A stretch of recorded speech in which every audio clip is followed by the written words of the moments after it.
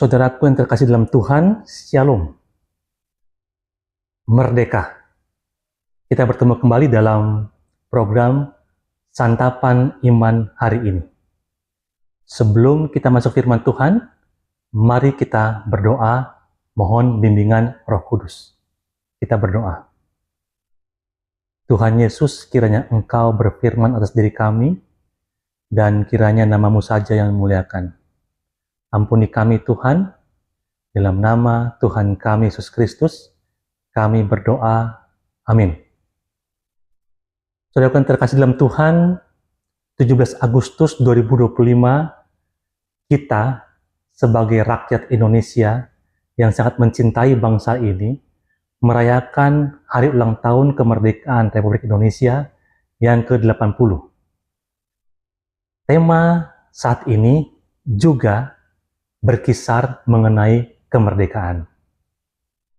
Saya angkat tema hari ini adalah Merdeka di dalam Kristus. Mari kita sama-sama buka dalam pembacaan firman Tuhan pada pagi hari ini, yaitu diambil dari kitab Galatia 5 ayat yang pertama. Galatia 5 ayat 1. Demikian bunyi firman Tuhan. Supaya kita sungguh-sungguh merdeka, Kristus telah memerdekakan kita. Karena itu, berdirilah teguh dan jangan mau lagi dikenakan kuk perhambaan. Saudara yang terkasih dalam Tuhan, kita bersyukur pada Tuhan karena kita telah diberikan kemerdekaan. Kemerdekaan yang saya masukkan ini adalah betul, pertama, sebagai bangsa kita telah merdeka. Meskipun masih banyak hal-hal yang harus diperbaiki, yang harus disempurnakan.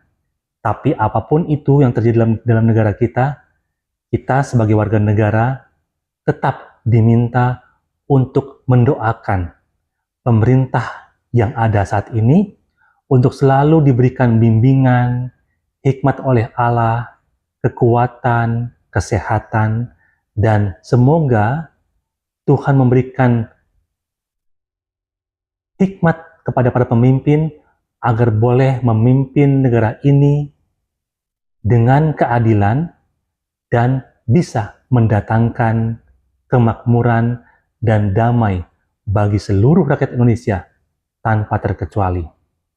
Tetapi pada pagi hari ini kita lebih fokus, lebih dalam lagi untuk membahas mengenai kemerdekaan yang Yesus telah berikan kepada kita sebagai umat pilihannya. Dalam pembacaan kita pada pagi hari ini, yaitu Galatia 5 ayat yang pertama, di situ sudah jelas bahwa kita sungguh-sungguh merdeka. Artinya bukan merdeka-merdekaan atau merdeka bohongan, tapi sungguh-sungguh merdeka. Kenapa? Karena Kristus sendirilah yang telah memerdekakan kita, yang telah menganugerahkan kemerdekaan bagi kita. Kemerdekaan apa sih yang Allah berikan? Mari kita bahas lebih dalam lagi dalam firman Tuhan yang akan sama-sama kita renungkan pada pagi hari ini. Yang pertama, kita harus lihat dulu mengapa Yesus memerdekakan kita. Kenapa Yesus memerdekakan kita? Memang kita ini merdeka dari apa? Apakah selama ini kita hidup dalam perhambaan? Kalau betul, lalu perhambaan apa?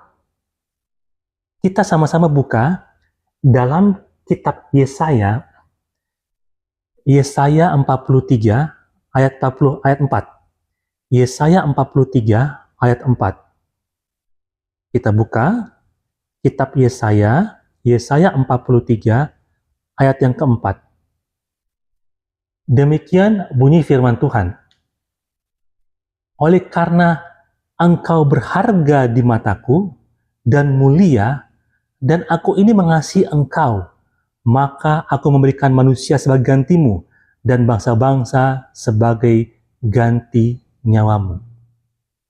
Ternyata alasan Yesus memberikan kepada kita kemerdekaan adalah semata-mata karena pertama, kita berharga di mata Tuhan dan mulia.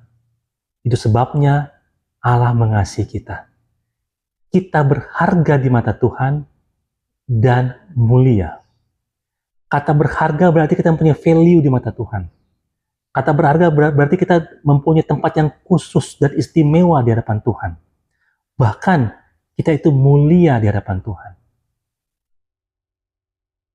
Untuk itu, saudara yang terkasih, tunjukkanlah diri kita bahwa benar kita adalah manusia, ciptaan yang berharga.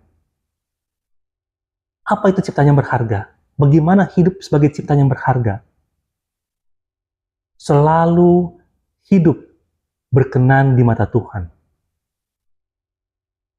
Jangan rusak image atau citra Allah yang Allah telah berikan buat kita. Itu yang membuat kita berharga di mata Allah. Oleh karena image itulah kita menjadi mulia di mata Tuhan. Yang membuat kita rusak hanyalah dosa-dosa kita. Hanyalah keangkuhan kita, kesombongan kita, kecongkakan kita. Yang membuat kita rusak di mata Tuhan, yang membuat kita rusak dan tidak berharga adalah ketika kita mulai menjauhkan diri dari Tuhan. Ketika kita mulai tidak mengandalkan Tuhan. Ketika kita mulai berpikir bahwa kita bisa berjalan tanpa Tuhan. Itulah yang membuat kita menjadi tidak berharga. Tetapi di mata Allah, kita adalah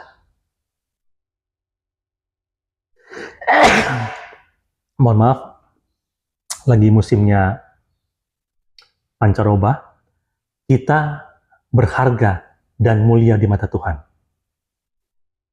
Itu hal pertama, mengapa Allah dalam diri Yesus Kristus berkenan memerdekakan kita. Yang kedua, hal kedua, mengapa Yesus berkenan memerdekakan kita. Mari kita buka dari kitab 1 Yohanes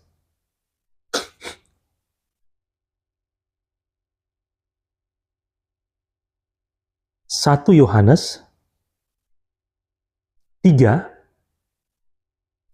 ayat 1. Demikian bunyi firman Tuhan. Lihatlah betapa besarnya kasih yang dikaruniakan Bapa kepada kita, sehingga kita disebut anak-anak Allah. Dan memang kita adalah anak-anak Allah. Karena itu, dunia tidak mengenal kita, sebab dunia tidak mengenal Dia. Hal kedua yang menjadi alasan Allah dalam Yesus Kristus memerdekakan kita adalah kita adalah anak-anak Allah.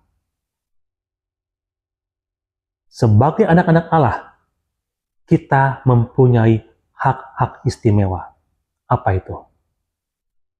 Kita selalu dekat pada Bapa kita. Bapa kita selalu ada bersama dengan kita. Bapa kita tidak akan pernah jauh dari kita, karena kita adalah anaknya. Lalu yang kedua, hak istimewa apa yang dimiliki kita sebagai anaknya? Hak istimewa yang dimiliki kita sebagai anaknya adalah kita diberikan keselamatan, anugerah keselamatan. Bahkan dalam khotbah-khotbah sebelumnya, itu dijelaskan bahwa Allah turut bekerja dalam apapun yang kita lakukan. Itu hak istimewa yang boleh kita terima ketika kita berpredikat sebagai anak-anak Allah. Maka, sebagai anak-anak Allah, kita tugas kita adalah mengenalkan siapa Allah kita, siapa Bapa kita, dalam setiap perkataan kita, dalam setiap tingkah laku kita, bahkan dalam setiap apapun yang kita pikirkan. Kita harus mencerminkan atau merepresentasikan siapa Allah kita. Lalu apalagi alasan yang membuat Yesus memerdekakan kita? Mari kita buka dalam kitab Yohanes. Kitab Yohanes. Injil Yohanes 15 ayat 14 sampai 15. Yohanes 15, saya ulangi, Yohanes 15 ayat 14 sampai 15. Ini alasan mengapa Yesus Kristus, Allah itu, mau memerdekakan kita. Ayat 14, demikian bunyi firman Tuhan. Kamu adalah sahabatku, jikalau kamu berbuat apa yang kuperintahkan kepadamu. Aku tidak menyebut lagi kamu hamba, sebab hamba tidak tahu apa yang diperbuat oleh tuannya. Tetapi aku menyebut kamu sahabat, karena aku telah memberitahukan kepada kamu segala sesuatu yang telah kudengar dari Bapakku. Hal ketiga, alasan Yesus Kristus, Allah yang sejati itu, mau memerdekakan kita adalah sahabatnya Allah. Luar biasa. Pertama, kita berharga di mata Allah. Kedua, kita adalah anak-anaknya Allah. Dan ketiga, kita adalah sahabatnya Allah. Sangat istimewa sekali kita di hadapan Allah. Sebagai sahabat di sini dikatakan, kita dikatakan sahabat jika apa? Jikalau kamu berbuat apa yang kuperintahkan kepadamu. Kalau kita mau tetap terus berpredikat sebagai sahabatnya Allah, Allah mau agar kita setiap saat melakukan apa yang diperintahkan Allah kepada kita. Artinya apa? Artinya kita setiap apapun yang kita lakukan itu bukan mau-maunya kita. Bukan untuk kita. Bukan seenaknya kita. Tetapi apa yang Allah inginkan untuk kita lakukan, itu yang kita lakukan. Itu sebabnya kita dikatakan kita ini sahabatnya Allah. Ketika kita telah menjadi sahabatnya Allah, maka akan ada lagi hal-hal istimewa yang Allah berikan pada kita. Apa itu? Masih ayat yang ke-15. Ya. Aku tidak menyebut kamu lagi hamba. Berarti kita tidak lagi menjadi hamba. Sebab hamba tidak tahu apa yang diperbuat oleh tuannya. Seorang hamba tidak akan pernah tahu apa yang dipikirkan oleh majikannya. Seorang hamba tidak akan pernah tahu apa yang akan dilakukan oleh majikannya. Seorang hamba tidak akan pernah tahu apa yang saat ini sedang direncanakan oleh majikannya. Namanya hamba, ya udah, ikutin aja apa mau tuannya. Itu hamba. Tetapi kita bukan lagi hamba. Kita adalah sahabat Allah. Hak istimewa kita sebagai sahabatnya Allah adalah karena aku telah memberitahukan kepada kamu segala sesuatu. Artinya semuanya, segala sesuatu yang telah kudengar dari Bapakku. Apa yang Yesus dengar dari Bapaknya? Firman Allah. Karena dia itu adalah Allah. Dia adalah firman Allah. Jadi tidak ada rahasia antara Yesus, antara Allah dengan kita. Kenapa? Karena kita adalah sahabatnya Allah. Rencana-rencana Allah kita tahu dari firman-Nya. Apa mau Allah kita tahu dari firman-Nya. pikiran-pikiran Allah. Kita juga tahu dari firman-Nya, yaitu Yesus Kristus, yang tertuang dalam Alkitab. Itu sebabnya, karena kita sudah tahu firman Allah, kita sudah tahu rencana Allah, kita sudah tahu apa mau Allah, maka ayat 14 tadi itu, kita diminta untuk apa? Untuk senantiasa melakukan apa yang Allah katakan dalam kehidupan kita. Itu sebabnya kita dikatakan sebagai sahabatnya Allah. Luar biasa istimewanya kita. Jadi itulah alasan mengapa Yesus memerdekakan kita. Saya ulangi lagi, pertama, kita berharga di mata Allah. Kedua, kita adalah anak-anaknya Allah. Dan ketiga, kita adalah sahabatnya Allah. Pertahankan status ini istimewa itu. Jangan lepaskan. Kenapa? Karena tidak semua orang Tuhan berikan hak istimewa itu. Hanya kita anak-anaknya. Hanya kita umatnya. Puji nama Tuhan, haleluya. Kita lanjut. Bagaimana cara Yesus memerdekakan kita? Kalau tadi kita tahu, kita sudah mengetahui apa alasan atau apa latar belakang mengapa Allah dalam diri Yesus Kristus memerdekakan kita. Dan sekarang ini kita lanjut, yaitu kita ingin tahu bagaimana cara Yesus memerdekakan kita. Mari kita buka dalam kitab Galatia 3, kitab Galatia 3 ayat 13. Galatia 3 ayat 13. Demikian bunyi firman Tuhan. Kristus telah menebus kita dari kutuk hukum Taurat dengan jalan menjadi kutuk karena kita, sebab ada tertulis, terkutuklah orang yang digantung pada kayu salib. Jadi, satu, cara Allah memerdekakan kita adalah ketika Allah mau menggantikan posisi kita menjadi orang yang terkutuk. Seharusnya kita, dengan dosa-dosa kita yang luar biasa itu, kita layak menerima kutuk. Apa itu kutuk itu? Hukuman dosa, upah dosa. Apa itu? Maut. Harusnya maut itu kita yang tanggung. Akibat dosa yang sudah kita lakukan. Itu namanya kutuk. Tetapi Allah dalam diri Yesus Kristus, firman Allah yang hidup itu, bersedia menggantikan kita, yang harusnya kita yang dikutuk itu, maka dialah yang menjadi kutuk, yang siap menerima kutuk. Di mana? Di atas kayu salib.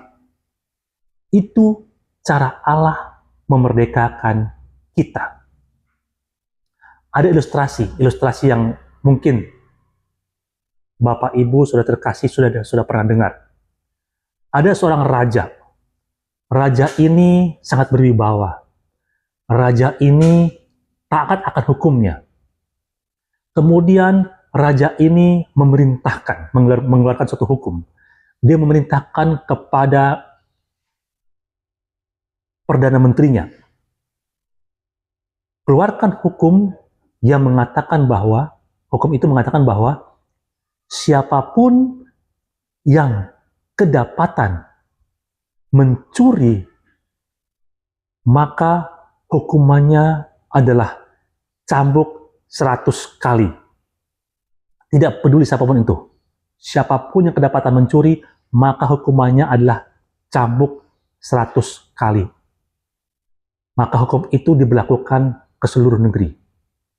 Satu saat, Perdana Menteri melaporkan, ada seorang ibu yang kedapatan mencuri. Dia siap untuk kita hukum. Maka ibu itu didatangkan ke hadapan raja. Saudara yang terkasih, Anda tahu Siapa ibu itu? Alangkah terkejutnya sang raja ketika tahu bahwa ibu yang kedapatan mencuri itu adalah ibunya sendiri. Terkejutnya luar biasa. Kenapa? Karena dia sangat mengasihi, menyayangi sang ibu. Tapi, sebagai seorang raja, dia tidak mau bertindak tidak adil. Dia tidak mau oleh karena ibunya itu adalah ibunya sendiri, lalu kemudian dia katakan bebaskan ibu itu. Dia tidak mau. Kira-kira apa yang dilakukan? Lalu dia turun dari singgasananya, dia panggil para algojo-algojo yang siap untuk menghukum ibu ini 100 kali. Kemudian algo itu sudah siap untuk menghukum ibu, memukul ibunya 100 kali itu, mencambuk ibunya 100 kali itu. Kemudian sang raja ini membuka bajunya, dan kemudian raja ini mengatakan, cambuk saya 100 kali. Sang raja ini bersedia menggantikan hukuman yang seharusnya diterima oleh ibunya itu. Sang raja ini adalah manusia, apalagi Allah yang sangat mengasihi kita, yang lebih dari manusia. Allah rela menggantikan kita, yang seharusnya kita ini dikutuk, tapi Allah lah yang mau menerima kutuk itu. Kenapa?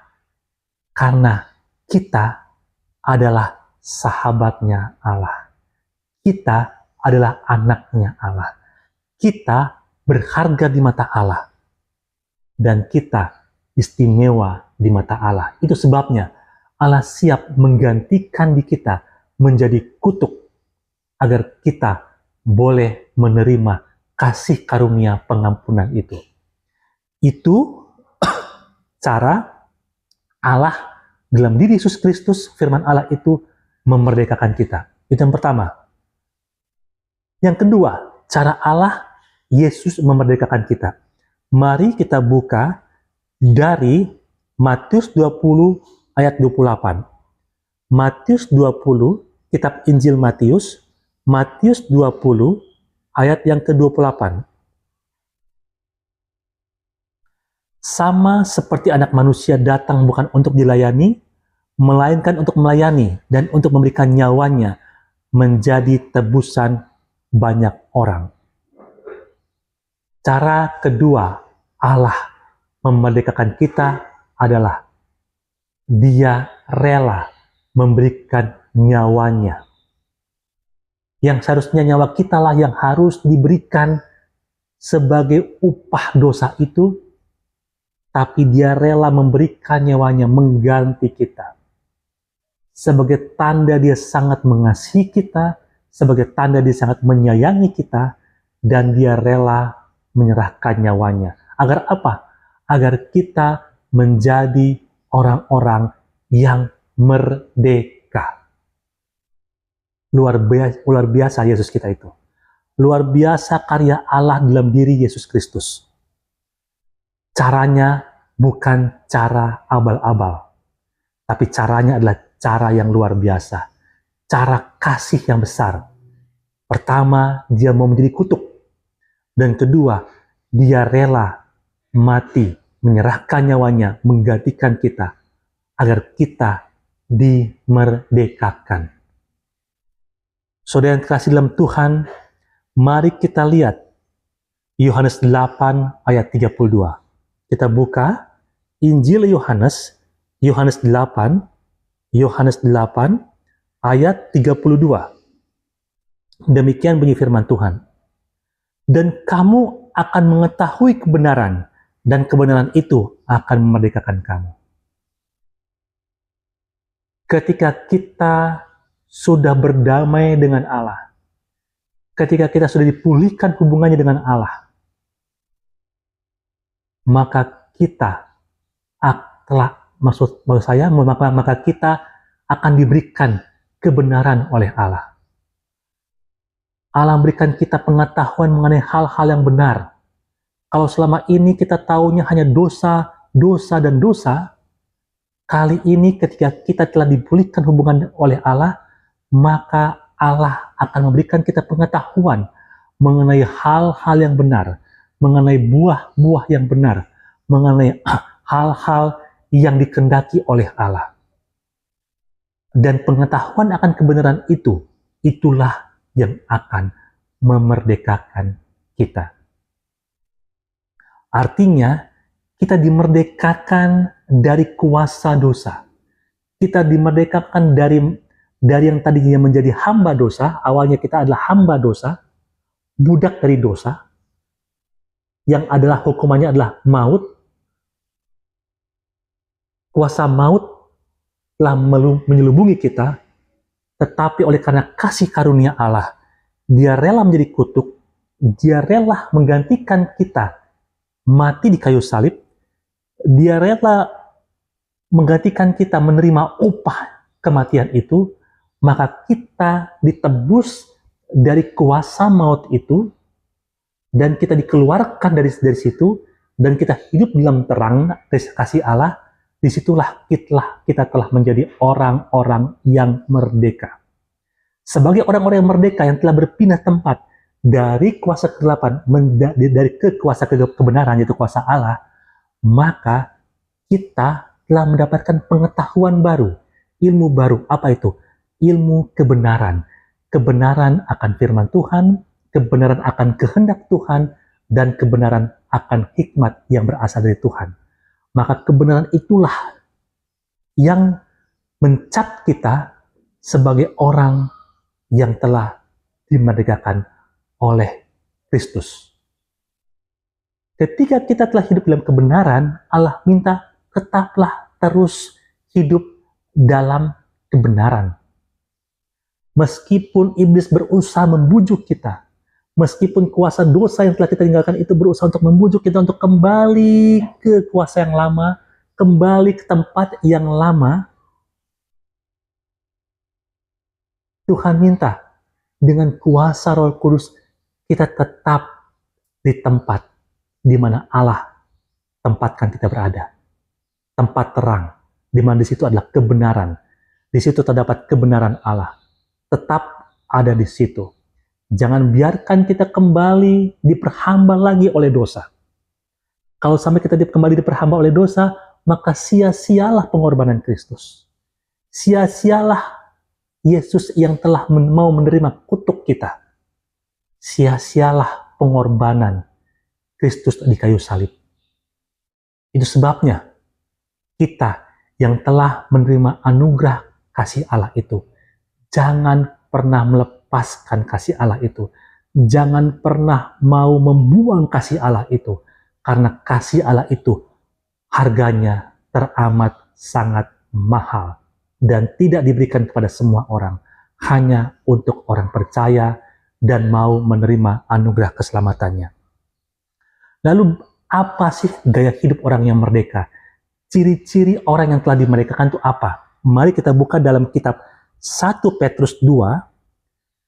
1 Petrus 2. 1 Petrus 2 ayat yang ke-16. Ayat yang ke-16. Demikian bunyi firman Tuhan. Hiduplah sebagai orang merdeka dan bukan seperti mereka yang menyalahgunakan kemerdekaan itu untuk menyelubungi kejahatan-kejahatan mereka. Tetapi hiduplah sebagai hamba Allah. Loh, kok ini hamba? Kenapa jadi hamba lagi? Beda. Hamba Allah itu adalah kita diminta untuk menjadi pengikut yang setia. Apapun yang Allah minta, kita ikuti. Semua firman Allah itu mendatangkan kebaikan. Kebaikan yang bersifat kekal. Kedamaian yang bersifat kekal, bukan sementara. Tidak seperti kuasa dosa ini. Dia menawarkan kesenangan. Tapi kesenangan apa? Kesenangan yang bersifat sementara, yang ujung-ujungnya membawa kita kemana? Ke jurang maut.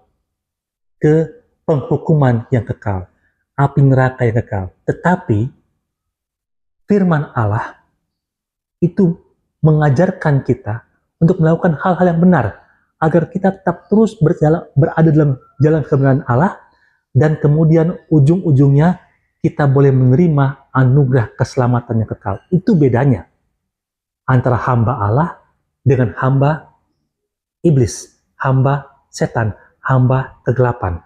Untuk itu diminta agar kita tetap hidup sebagai orang merdeka. Kita tetap hidup sebagai orang yang berharga di mata Allah. Kita tetap hidup sebagai orang-orang yang berpredikat sebagai anak-anaknya Allah, representasinya Allah. Dan kita harus hidup sebagai orang-orang yang telah dianggap sebagai sahabatnya Allah. Karena kita sebagai sahabat Allah, maka kita tentu tidak mau membuat Allah murka, membuat Allah sedih, membuat Allah kecewa. Karena kita adalah sahabat-sahabatnya, bukan cuma teman, tapi kita adalah sahabat-sahabatnya Allah. Seorang sahabat tidak akan mau membuat sahabatnya itu kecewa ataupun sedih, apalagi murka. Jadi pertahankan gaya hidup kemerdekaan itu, kemerdekaan di dalam Kristus. Apalagi sih gaya hidup orang merdeka? Mari kita buka dalam Galatia 5 ayat 13. Galatia 5 ayat 13. Galatia 5 ayat 13. Saudara-saudara, memang kamu telah dipanggil untuk merdeka, tetapi janganlah kamu pergunakan kemerdekaan itu sebagai kesempatan untuk kehidupan dalam dosa, melainkan layanilah seorang akan yang lain oleh kasih. Jangan lagi diperhamba atau diperbudak oleh dosa. Kita diminta untuk menghadirkan kasih Allah dengan cara apa? Dengan cara kita saling melayani. Melayani bukan berarti kita itu tidak ada harga diri apa-apa.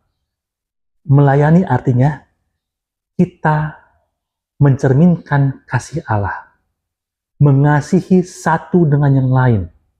Agar apa? Agar damai sejahtera Allah turun ke dalam dunia, dimanapun Allah tempatkan kita berada. Itulah gaya hidup orang yang telah dimerdekakan oleh Tuhan. Kita senantiasa berbuat kebaikan, dan kita tidak hidup lagi dalam dosa. Saudara yang terkasih dalam Tuhan, mari kita kembali ke bacaan kita itu di Galatia 5 ayat yang pertama. Galatia 5 ayat 1, kita kembali ke firman Tuhan kita yang awal. Dikatakan lagi, supaya kita sungguh-sungguh merdeka. Kristus telah memerdekakan kita, karena itu berdirilah teguh, dan jangan mau lagi dikenakan kuk perhambaan. Kita telah dimerdekakan dalam Kristus. Jangan lagi mau dikenakan kuk atau beban perhambaan. Hamba apa itu? Hamba dosa-dosa. Dosa-dosa yang lalu sudah dikubur, sudah dikalahkan, sudah dihapus oleh Yesus Kristus. Jangan lagi kita hidup dalam dosa. Kenapa? Karena kita sudah menjadi orang-orang yang merdeka. Jangan lagi mau dikenakan kuk perhambaan oleh kuasa setan, kuasa sesat. Dan tetaplah berdiri teguh di dalam jalan kebenaran Allah. Untuk itulah Allah hadirkan kita di dunia ini. Saudara yang terkasih dalam Tuhan, firman Tuhan saat ini adalah kita telah dimerdekakan. Kita telah dimenangkan dalam Kristus. Tetaplah hidup sebagai seorang pemenang. Selamat merayakan dan hidup sebagai seorang yang telah merdeka. Tuhan berkati. Amin.